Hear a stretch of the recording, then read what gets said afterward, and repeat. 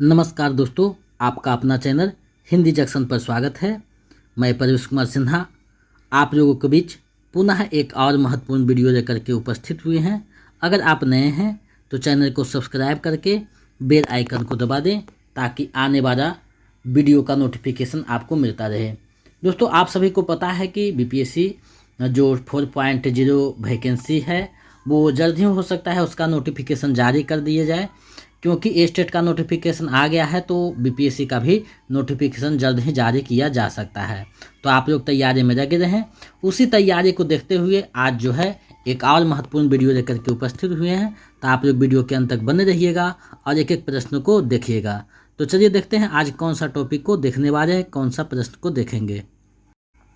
तो दोस्तों, जैसा कि आप देख पा रहे हैं बीपीएससी 4.0 क्वालिफाई पेपर, यानी आज हम लोग क्वालिफाई पेपर के जो प्रैक्टिस सेट है वो 8वां प्रैक्टिस सेट करेंगे।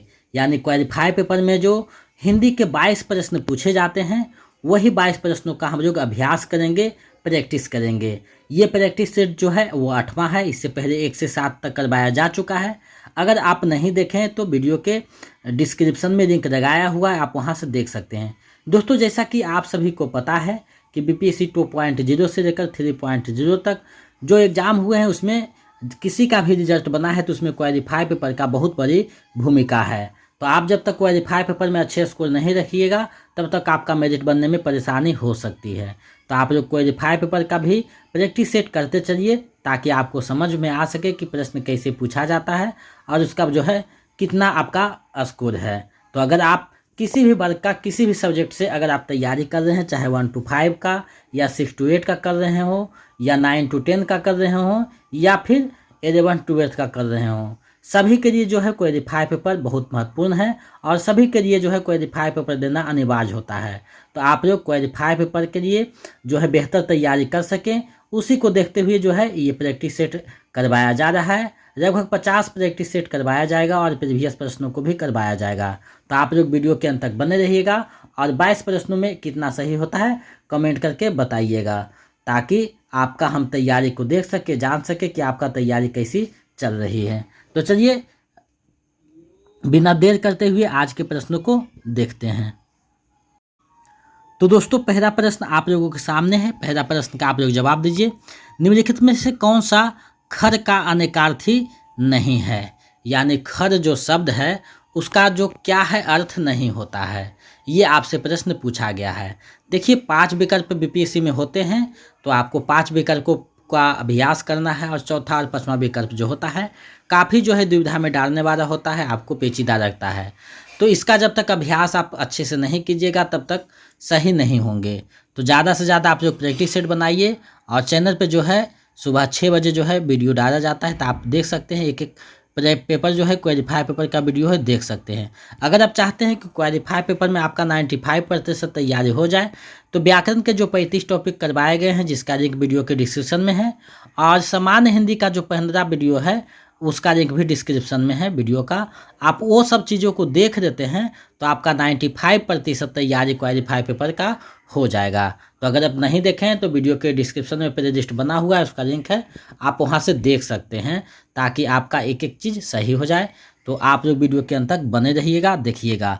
अब इसका जो पहला प्रश्न है इसका आप लोग जवाब दीजिए कि कौन सा अर्थ नहीं होगा। तो देखिए, यहाँ नहीं पूछा है। तो खर मतलब गधा भी होता है, खर मतलब तिनका भी होता है, और खर जो है एक राक्षस का नाम है। तो तीनों अर्थ है, यानी एक राक्षस है, तिनका है, गधा है, और यहाँ नहीं पूछा है। तो इसका जो सही आंसर है विकल्प अंग हो जाएगा, उपयुक्त में से कोई नहीं, क्योंकि तीनों की तीनों जो हैं खर के अर्थ हैं। यानी खर मतलब गधा भी होता है, तिनका भी होता है, और खर एक राक्षस भी है। तो विकल्प अंग सही हो जाएगा, उपयुक्त में से कोई नहीं। आगे बढ़ते हैं, अगले प्रश्न को देखते हैं। अगला प्रश्न सामने है आपके। किसी विषय को विशेष रूप से जानने वाला के लिए एक शब्द है। यानी किसी भी विषय को जो विशेष रूप से जानता है उसे क्या कहा जाता है? अनेक शब्दों का एक शब्द है, तो उसे कहा जाता है विशेषज्ञ। यानी जो एक विषय का ज्ञाता हो वो क्या हो जाता है? विशेषज्ञ हो जाता है। तो विकल्प ख सही हो जाएगा। नेक्स्ट प्रश्न देखते हैं।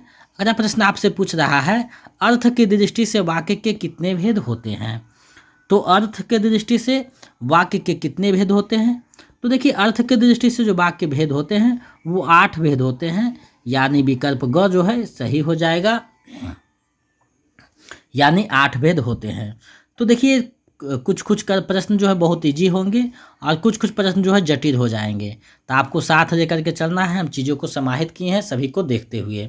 अब देखिए यहाँ पूछा जा रहा है निम्नलिखित में कौन सा रूढ़ शब्द का उदाहरण है? तो कौन सा जो है रूढ़ शब्द का उदाहरण है आपको बताना है। तो देखिए रूढ़ शब्द का जो उदाहरण है वो पीड़ा हो जाएगा, यानी ये जो है रूढ़ शब्द का उदाहरण है, विकल्प क सही हो जाएगा। आगे बढ़ते हैं। पददय शब्द में उपसर्ग है, तो पददय शब्द में कौन सा उपसर्ग है आपको बताना है। तो देखिए पददय का अगर खंड कीजिएगा तो परा जोड़ रय यानी पददय हो जाएगा। तो परा उपसर्ग से बना हुआ है, परा उपसर्ग से, तो विकल्प क इसका सही आंसर हो जाएगा। परा उपसर्ग से बना शब्द है पददय, तो विकल्प क सही होगा। आगे बढ़ते हैं। अगला प्रश्न है साहित्य दर्पण किसकी रचना है? साहित्य दर्पण जो रचना है वो किसकी रचना है आपको बताने हैं। देखिए काव्य शास्त्र से प्रश्न पूछा गया है, तो देखिए बीपीएससी कोई सिलेबस नहीं रखता, तो कहीं से पूछने के लिए स्वतंत्र है। तो आपको जो महत्वपूर्ण प्रश्न है उसी को हम लोग प्रैक्टिस सेट करेंगे और ज़्यादा से ज़्यादा जो है आपके स्तर को ख्याल में रखते हुए प्रश्नों को बनाया गया है। तो देखिए साहित्य दर्पण जो रचना है वो आचार्य विश्वनाथ की रचना है, यानी विकल्प जो ग है सही हो जाएगा। तो अगर आप समान हिंदी पे पकड़ बनाना चाहते हैं तो समान हिंदी के जो प्रश्न नो का सेट है करवाया गया है, 15 वीडियो बना हुआ है, उसको आप देख सकते हैं। वहाँ से आपका बहुत हद तक सुधार हो जाएगा और जानकारी भी बढ़ जाएगी। अब देखिए यहाँ प्रश्न पूछा जा रहा है प्रायः श्रृंगार, करुण, शांत और हास्य रसों में कौन सा गुण होता है? यानी ये जो 4 रसों का चर्चा किया जा रहा है उसमें कौन सा गुण पाया जाता है, यानी काव्य के कौन से गुण होते हैं। तो ये जब चारों आएगा तो उसमें माधुर्य गुण होता है, यानी विकल्प ग जो है सही हो जाएगा। अब देखिए यहाँ गुण आ रहा है, तो काव्य गुण के जो भेद हैं वो 3 भेद होते हैं, माधुर्य गुण, ओज गुण और प्रसाद गुण। तो ये आपको ध्यान में रखना है ताकि एग्जाम में पूछे इससे संबंधित, तो आप जो है अच्छे से आंसर दे सकें। चलिए आगे बढ़ते हैं। अगला प्रश्न है उषा सुनहरे तीर बरसती, जय लक्ष्मी सी उदित हुई, उधर पराजित कार रात्रि भी, जल में अंतर निहित हुई। उपयुक्त पंक्तियों में कौन सी शब्द शक्ति है? यानी यहाँ जो पंक्ति दी गई है उसमें कौन सी शब्द शक्ति है आपको बताना है। तो देखिए इसमें रक्षण दिखा करके बात किया गया है, तो रचना शब्द शक्ति होगा, यानी शब्द शक्ति के भी 3 भेद होते हैं, अभिधा, व्यंजना और रचना। तो विकल्प ख जो है यहाँ सही हो जाएगा। आगे बढ़ते हैं। आगे लिखा जा रहा है निम्नलिखित में कौन संचारी भाव है? यानी इसमें से कौन जो है संचारी भाव है आपको बताना है। तो देखिए संचारी भावों की जो बात किया जाए तो जड़ता, गर्व ये सब संचारी भाव है, तो विकल्प घ सही हो जाएगा। उपयुक्त में से 1 से अधिक, यानी कि ये सब संचारी भाव हैं और संचारी भावों की जो संख्या है वो 33 है, तो विकल्प घ सही हो जाएगा। और देखिए संचारी भाव को एक और नाम दिया गया है व्याभिचारी भाव, तो ये भी ध्यान में रखिएगा क्योंकि ये भी प्रश्न पूछा जा सकता है। चलिए आगे बढ़ते हैं। अगला प्रश्न सामने है हिंदी के किस आचार्य ने क्षर नामक संचारी भाव को प्रचारित किया है? तो क्षर नामक जो संचारी भाव को प्रचारित किया है वो देव ने किया है, यानी जो विकल्प ख है सही हो जाएगा। देव ने क्षर नामक संचारी भाव को प्रचारित किया है और 34वां जो है संचारी भाव की संज्ञा दी है, तो विकल्प ख सही हो जाएगा। आगे बढ़ते हैं। नेक्स्ट प्रश्न है नवांकुर का सही संधि विच्छेद है। तो नवांकुर का जो सही संधि विच्छेद हो जाएगा वो क्या हो जाएगा?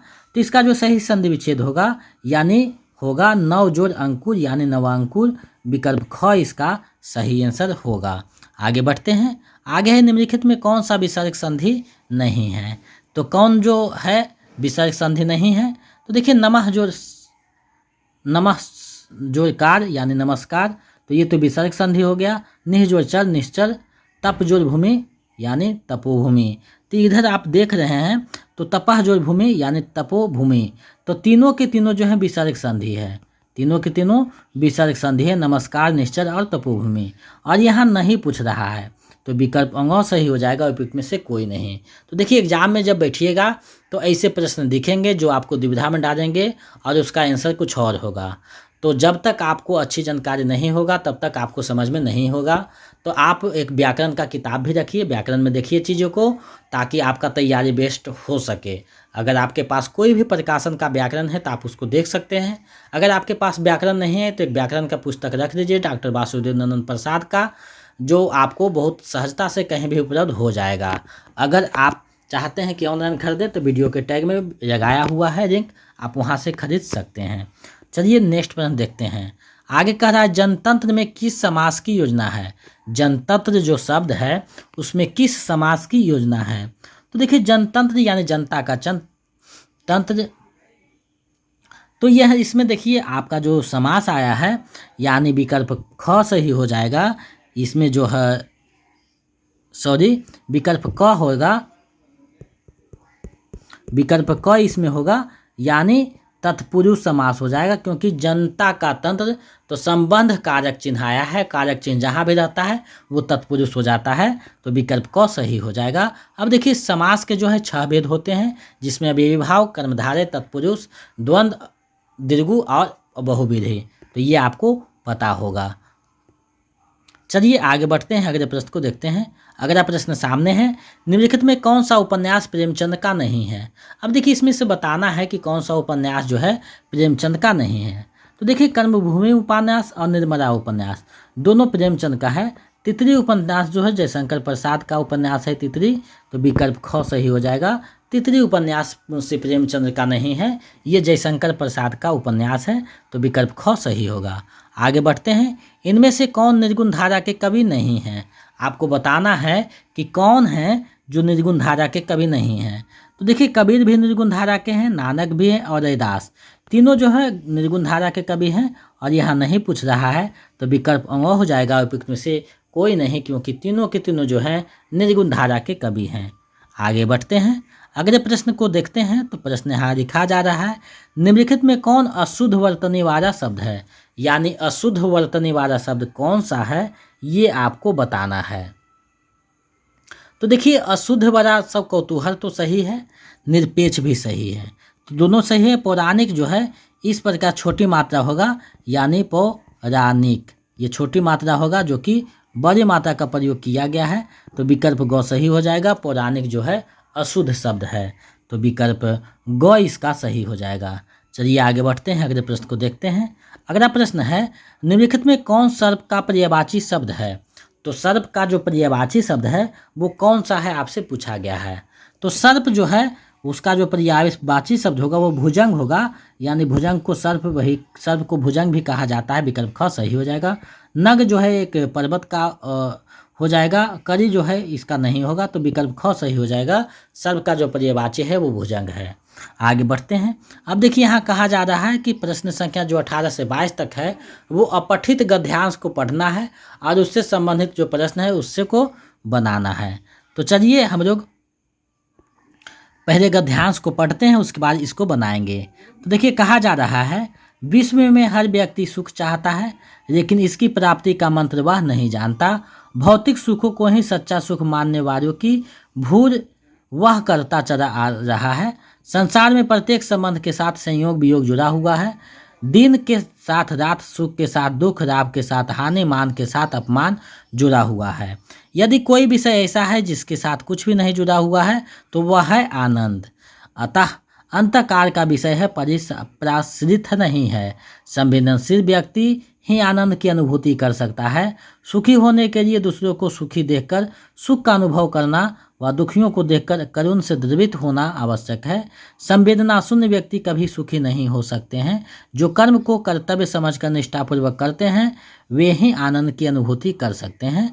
सच्चा सुख आसक्ति के त्याग में है, कर्म के त्यागने में नहीं। कर्म से प्राप्त होने वाले फल के प्रति आसक्ति त्यागने पर ही व्यक्ति सुखी जीवन व्यतीत करता है। अब देखिए ये जो गद्यांश है, अब गद्यांश से संबंधित प्रश्न को देखेंगे। तो देखिए पहला प्रश्न है, सुखी जीवन का मंत्र क्या है। यानी सुखी जीवन का मंत्र क्या है ये आपसे प्रश्न पूछा गया है। तो सुखी जीवन का मंत्र है आलस्य का त्याग, यानी विकल्प जो,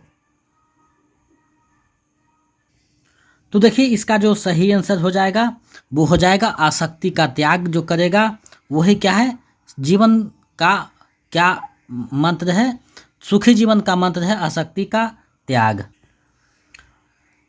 तो आसक्ति का त्याग करेगा वही सुखी जीवन का मूल मंत्र है।